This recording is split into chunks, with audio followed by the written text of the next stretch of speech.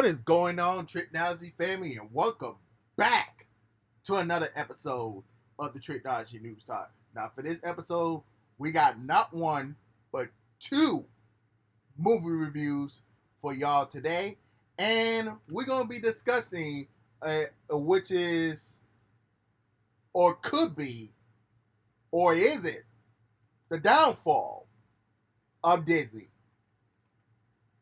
And we'll talk about it in our mainstream news. So, let's get into our first mainstream topic for today. So, if you guys didn't already know, Barbie has crossed $1 billion in worldwide box office. I told y'all, I'm not surprised. So, let's look at the list of recent billion-dollar films from 2019 through 2023. So, 2019, you had Star Wars: The Rise of Skywalker. In 2021, you had Spider-Man: No Way Home. And then in 2022, we had Top Gun: Maverick and Avatar: The Way of Water. And of course, this year, along with Barbie, the Super Mario Brothers as well. So, those are the recent billion-dollar films that have crossed $1 billion in worldwide box office. Now, could we see another film cross $1 billion alongside Super Mario Brothers and Barbie? I don't know. We just have to wait until the end of December until we find out, and the other upcoming movies that are coming out for the rest of this year. I would say no, but you might never know. But moving on to our next topic is that AMC could be headed into bankruptcy, warns CEO. I hope not. But let's read this article that came from Market Watch.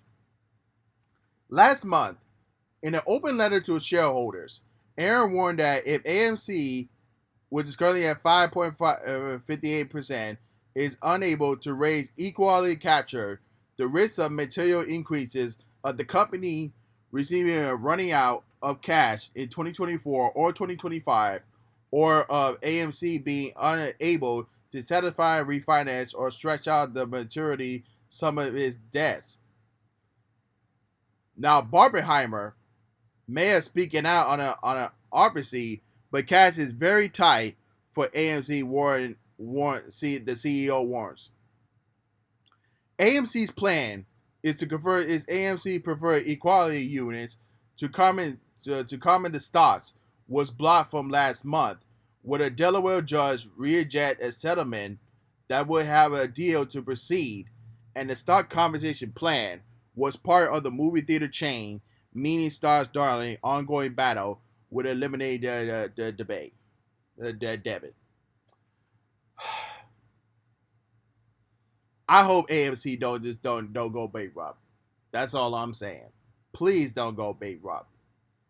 And we have some numbers here in terms of the AMC share prices. This goes from January 2021 to now. Now, in January 2021, they had $2.50, and then in June of 2021, they had $47.50, and then today they have $5.25. Now, I can't tell if that's good or bad or not, but like I said, I just hope AMC don't go bankrupt. That's all I'm saying. Moving on, James Gunn answered Grant Gus's asked the Flash question. Now, someone answered the question saying on Twitter saying, "Hey James, it seems you have followed Grant Gus's on Instagram. Is it true that he is joining your DCU reboot as Barry Allen, aka The Flash, again? Or is he playing a different comic book character?" Please, thank you very much, James. Thumbs up, thumbs up, thumbs up. And then James Gunn replied back saying, Grant was following me as well. And I like him as an actor, so we chat a bit and I follow him back. Very simple. He's not going to spoil it for y'all. That's all I'm saying. We don't know who's going to be the Flash in the new James Gunn universe. But all I know is it's not going to be Ezra Miller. That's all I know. But we just have to be patient and see who's going to be playing the Flash, who's going to be playing Batman, and everybody else. Because I know James Gunn is bringing back Margot Robbie as Harley Quinn. He's bringing back Gal Gadot as Wonder Woman. He's bringing back Viola Davis as Amanda Waller. He's bringing back John Cena as Peacemaker. He's bringing back the guy from Karate Kid as Blue Beetle, and his wife and the other guy that was part of Waller's team that was shown in Suicide Squad and Peacemaker. So they are returning. So we just have to wait and see what else he got something up his sleeve. All I know is get ready for 2025 when Superman Legacy opens up. Moving on.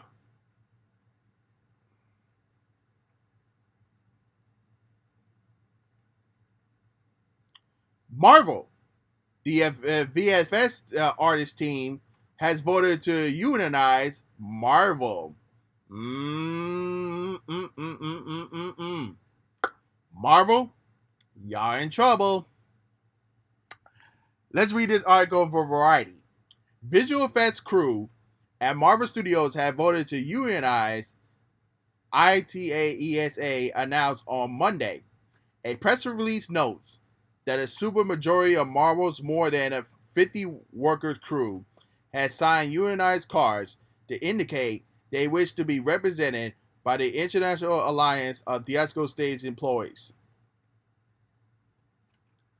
Marvel, y'all better get y'all stuff together because look what's happening with the strikes. And this goes out to the studios too. And I've been saying this for a while. Pay your writers and pay your actors. So we can just move on. Enough said about that. Blue Beetle doubles the box office prediction, but it is still enough. So we got an article saying that Blue Beetle looks to fly to 30 million US opening. Early look at box office projections. Now, we have to wait until next week when Blue Beetle opens to see how much it does on opening night and on opening weekend, not only for domestic and the international market. So we have to wait and see how it does next week. But as you guys already know, The Flash and Shazam Fury of the Gods, they ain't been doing that great as far as DC goes. Now, for Marvel on the other side, they have two successes this year. One is Guardians of the Galaxy Volume 3 and Spider-Man Across the Spider-Verse. And Ant-Man and the Wasp Quantumania do not count. It does not count. And I know damn sure the Marvels is not going to count this year. That's all I know. But moving on. Emmy winner actor is forced to sell his house due to the strike. And I'm wondering who that person be. Let's read this note from Deadline. It says, add Billy Porter to the list of thousands financially affected by the SAG-AFTRA and WGA strikes, following the revelation that the actor will have to sell his house, an extreme prejudice moment for entertainment workers. Man, that is crazy. Continue on with the story. I have to sell my house because we're on strike, and I do not know when we're going to be back to work, says Portman. In an interview with Evening Standard, in support of his music career, the life of an artist until you make fuck you money, which I haven't made yet. It is still cheap. I was supposed to be in a new movie and a new television show starting in September, but none of that is happening. Man, you just hate to hear this. Now, let me tell y'all something. Not many actors, and of course, not many writer producers don't live in a big mansion. Some don't actually live in in California. Not many people live in the state.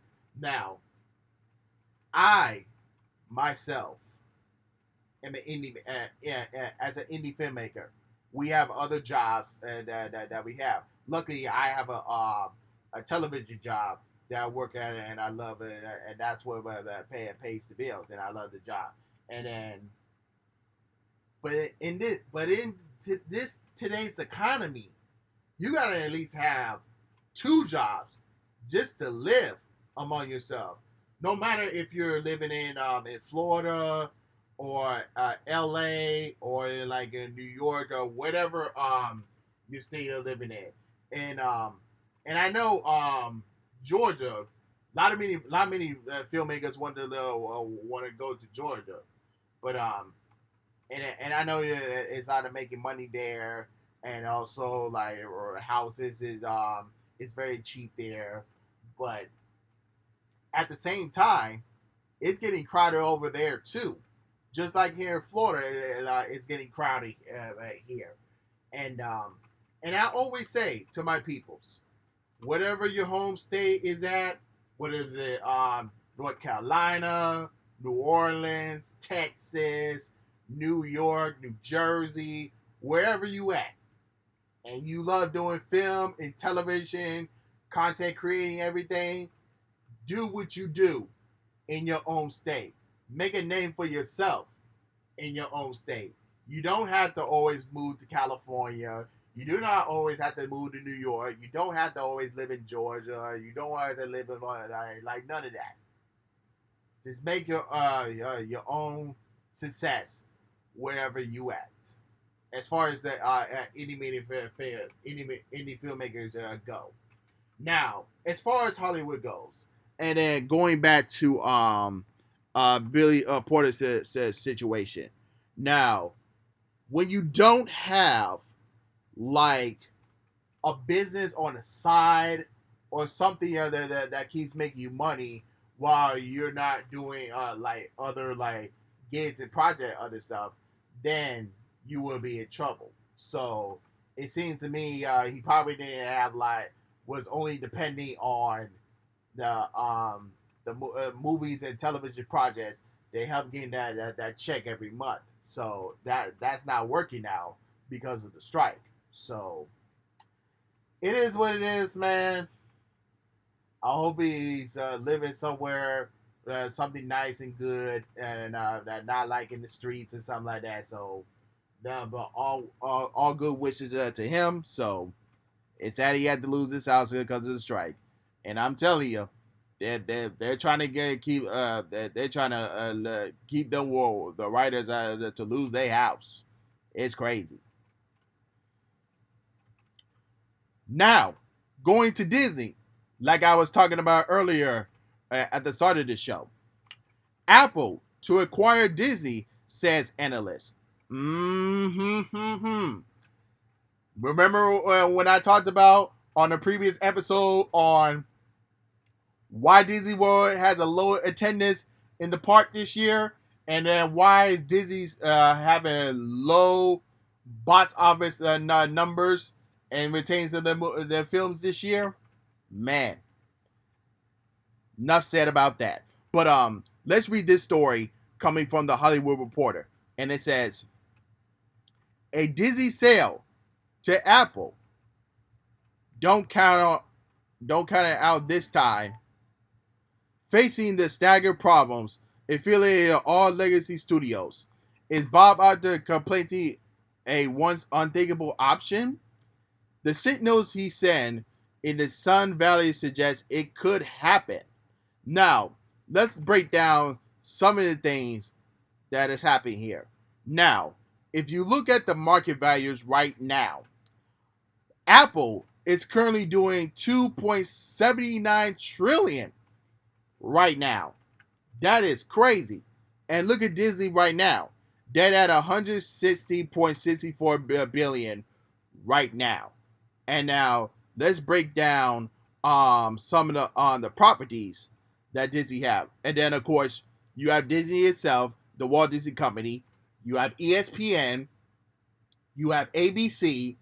Then you have the Disney Channel and other Disney TV channels. You have Disney Plus, and you have Hulu. Now, let's just say they sell ABC, ESPN, and all the Disney channels to Apple. Then they will probably get some properties there, get some money back in their bank. Now, should they sell? I think they can sell to 20th Century Studios, the Fox company, because they already got the rights back to from Deadpool, from X-Men, and everything else. But the only problem is that you still got like Star Wars, the prequel trilogy that was produced by 20th Century Fox, and that's the only problem. So I don't think that's going anywhere at any time. So I would say ABC, ESPN, and all the Disney TV channels, it's the most likely that what Disney can do in order to get some money back in their bank. So that's what, instead of them had to be sold to Apple. So I think that that's a logical idea, but we just have to wait and see what Bob Iger going to say about that. But continue on with this story. Not long after that, Iger went on television and held a possibility for sale signs for Disney TV businesses, and just like that, it was a little more possibilities to see the outline of simmer down Disney that could be tempted acquiring Target. There's clearly is no buyer like Apple, who is sitting on 62 billion in cash excuse me, irrelevant, and has a 2.8 trillion market cap. And while it may be very true that Apple does not want to buy a studio, maybe it want to buy this studio, the one at that, despite the challenges of that in the moment, of having a valid of full of precious IPs and remaining values of the brand of entertainment. But we'll just have to wait and see in a couple of years if actually gonna acquire Disney. But anything is possible.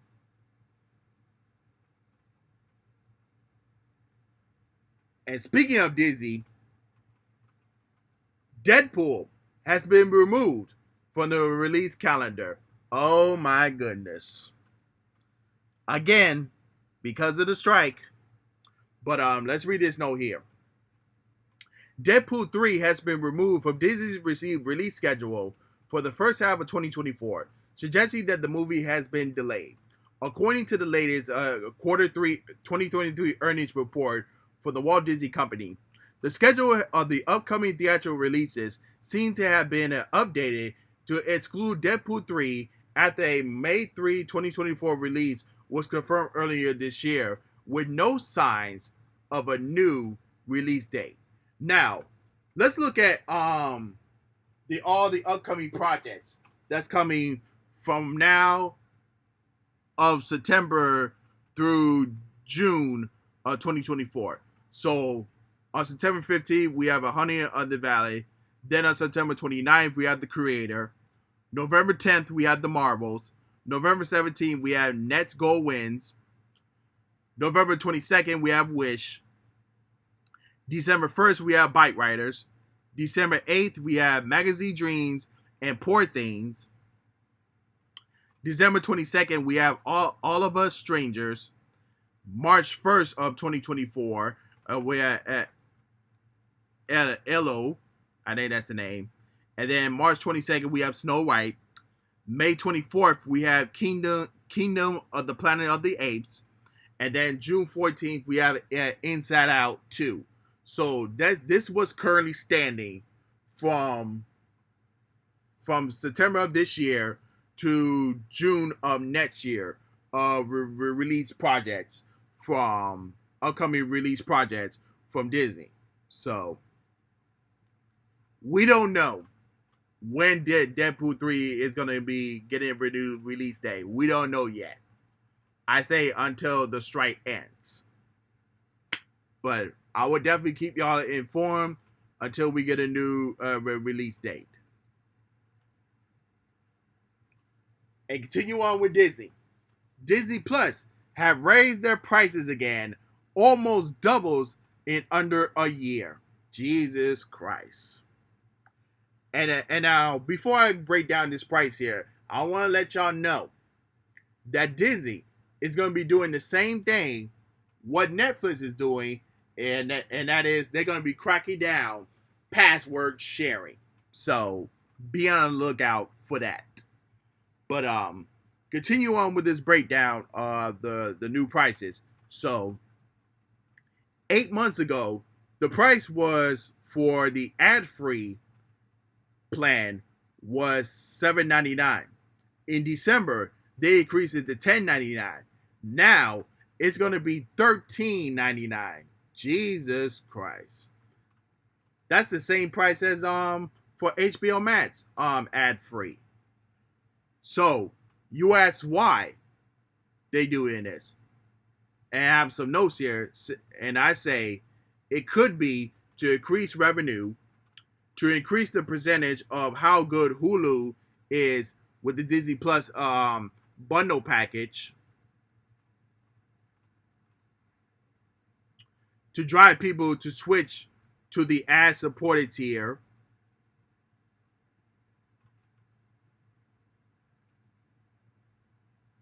and it will make Disney more money off of you, and I think the ad tier it will be $7.99.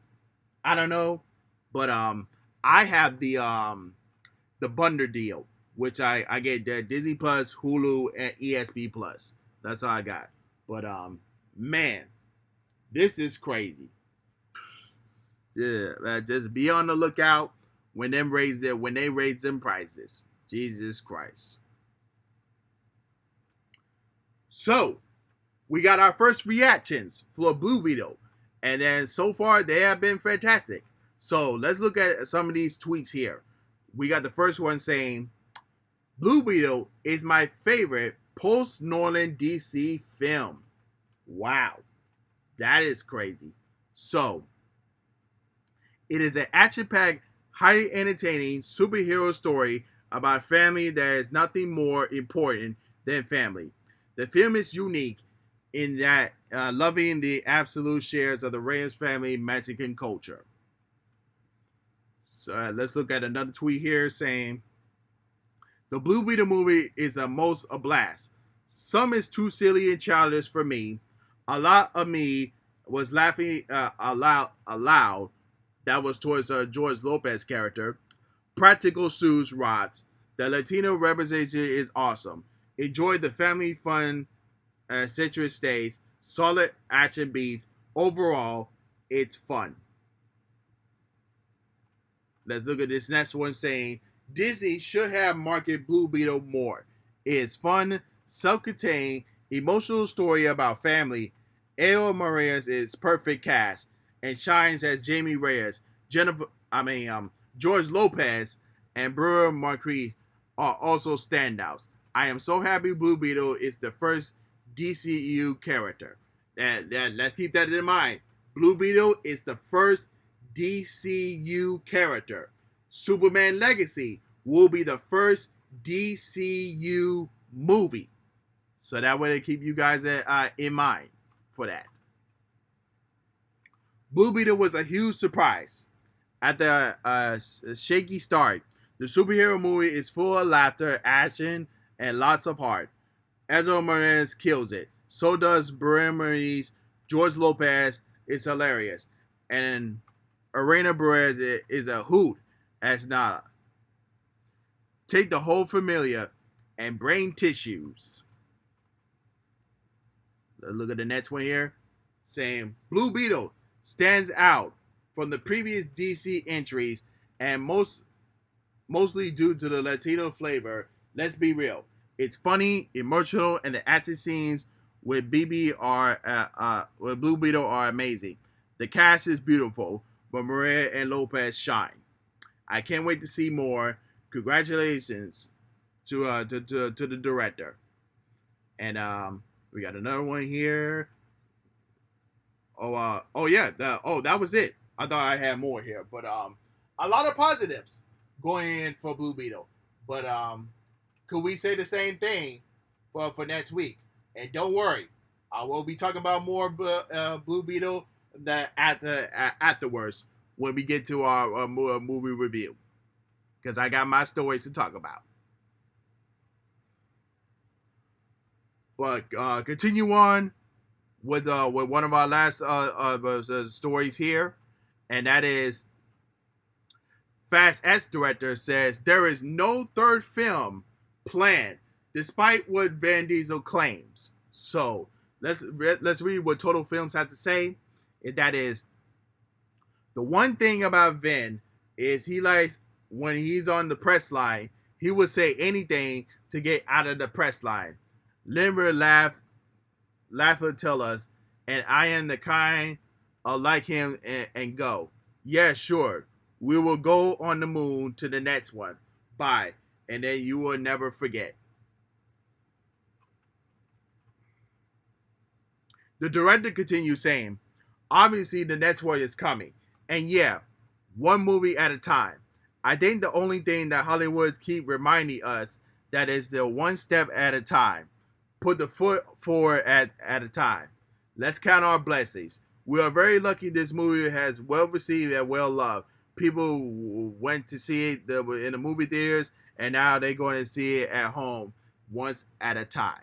So, like I said, we all know the second one is coming, and hopefully we get more details if they're still going to do Hobbs versus Reyes spinoff too. So, we'll have to wait and see. But that's all the Main Street news that I have for you guys today. And now, let's get into our first of two movie reviews today. And all of these movie reviews were on. They was a special advanced screening or early sneak previews from their actual release date. So, the first one we're going to talk about is Gran Turismo. Now, the movie was supposed to be released worldwide on August 11th, but due to the strike, it has been pushed back to August 25th. So for this week, they're doing a special sneak advanced screening previews before it comes out worldwide theaters on the 25th. So that's a good thing that they still do that for the fans, which was good. So Gran Turismo, I am shockingly surprised of how good this movie was, because going into this, when I looked at the trailers, I was like, oh man, this probably is gonna be terrible.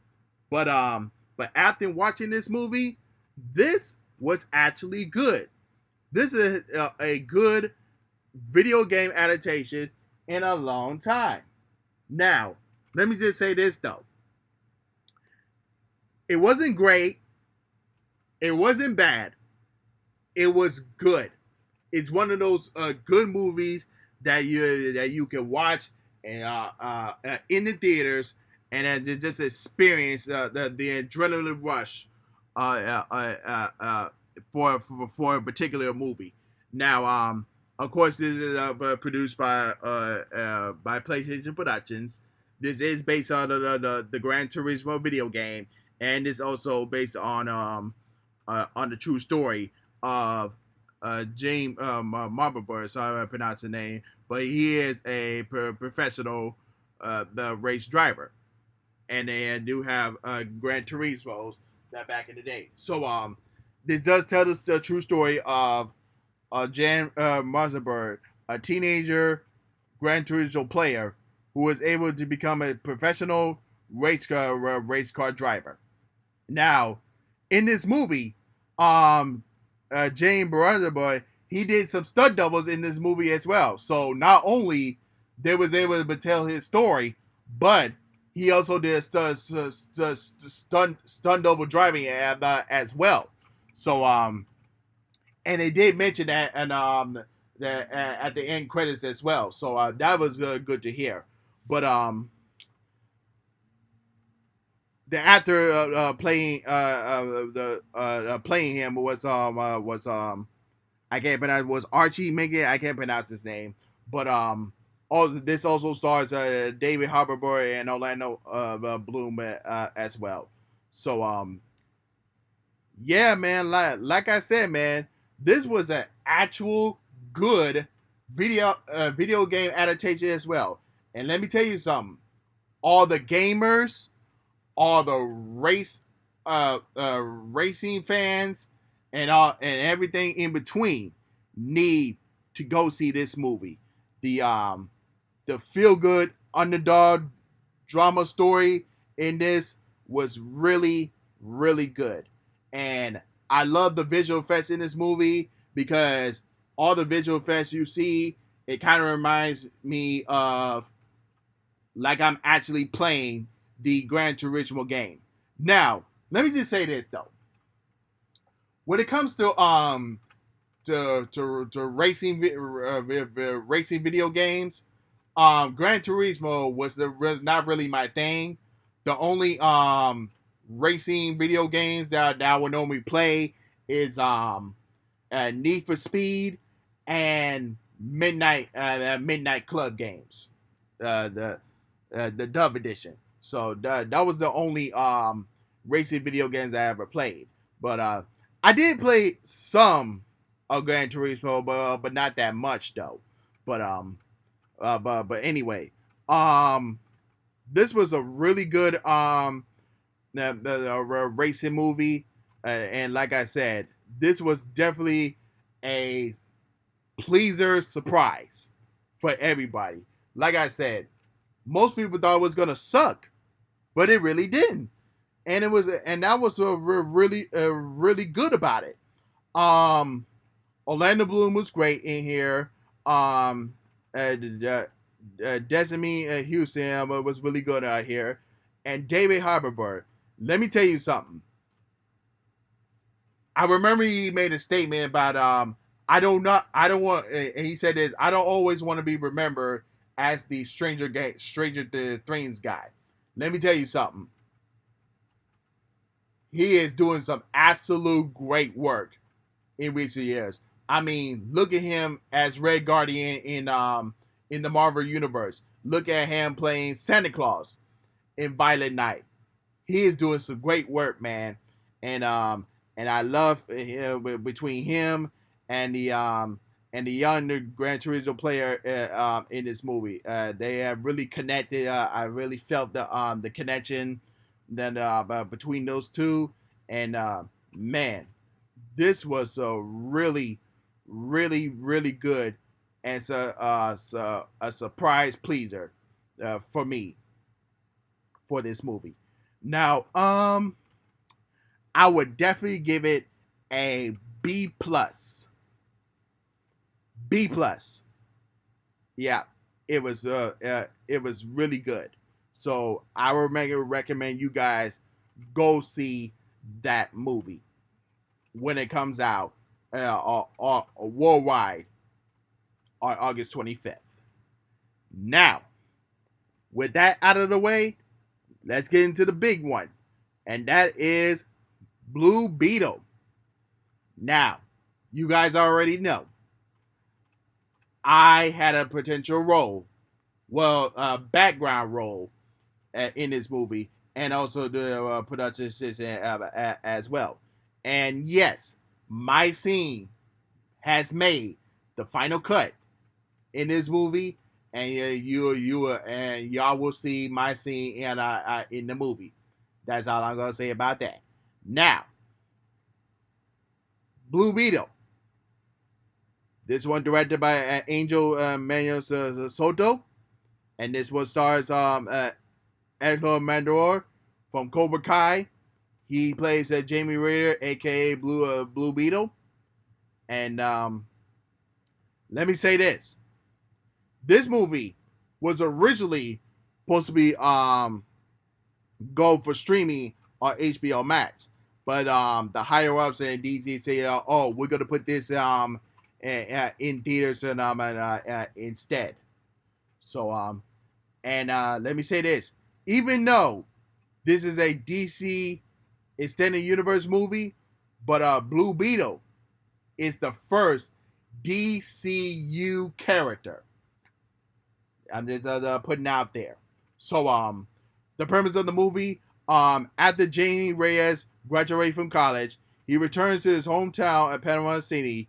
He is chosen to become a cinema host of the Scrab, the ancient alien biointeract that helps him grant a powerful endoskeleton armor, turning him to a superhero, Blue Beetle. Now, the movie is heavily influenced by Blue Beetle Graduation Day comic books, which I was able to get when I was invited to the advanced Miami screening of the for the movie. So I got a copy edition of that. So I read some the comments about that, how it heavy influence of the movie. So I got to look at that, and let me say, this movie have some influence from Iron Man. If you look at, well, once you guys see the movie and you see it tell you like the backstory of who was once Blue Beetle before Jamie Reyes inherits the Scrab and becomes the Blue Beetle as he is now. But yeah, I enjoyed it. It was a really good DC movie, and despite what I might feel about George Lopez, but he was really good in this movie. But he was very funny, and the grandmother in this movie, oh my goodness, when y'all see her, man, she in the final battle scene, she went straight Arnold Schwarzenegger, aka Terminator, in the final battle scene in the movie. Oh my god, you guys gonna love her, man.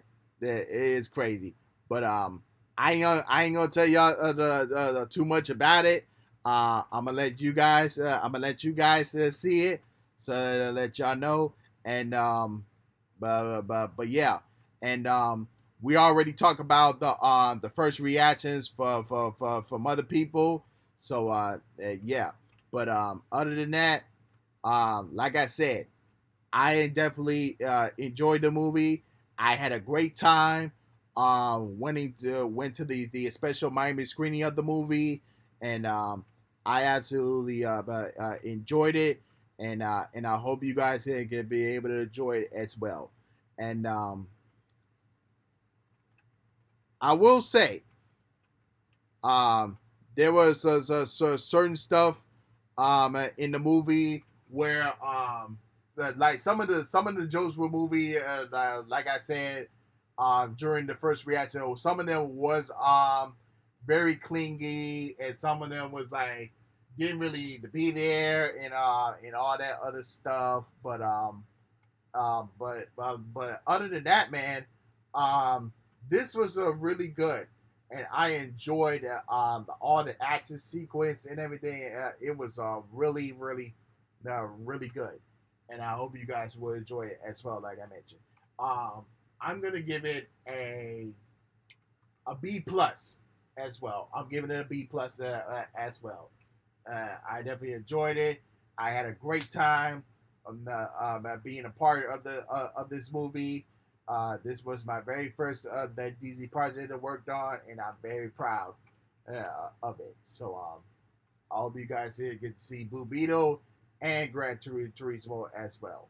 But that's all the that's our show the episode for today. And if you're listening to me on YouTube, don't forget to like, comment, subscribe, and hit the notification bell where your new episodes are uploaded. And then, of course, if you're listening to me on Spotify, um, Apple Podcasts, Google Podcasts, or other streaming platform, don't forget to follow me there as well. But other than that, this is Trico, and I'm signing off. Peace.